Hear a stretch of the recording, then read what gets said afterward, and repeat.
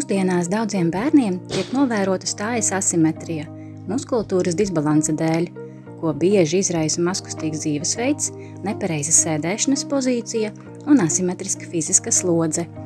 To koriģēt palīdz fizioterapija ar individuāli pielāgotiem vingrojumiem. Sākuma pozīcija guļus uz vēdera. Pēdas uz pirkstu galiem, ceļus notur atceltus un taisnās rokās padod bumbu vai jebkādu citu priekšmetu pa apli. Tā pati sākuma pozīcija, taisnas rokas ceļ pāri blakus saliktiem priekšmetiem.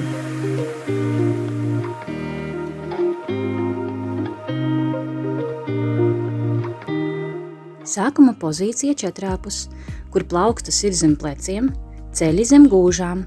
Svarīgi ir noturēt sasprindzinātu vēderu, lai mugura ir taisna visa vingrojuma laikā. Uzdevums ir iztaisnot kāju un pretējo roku.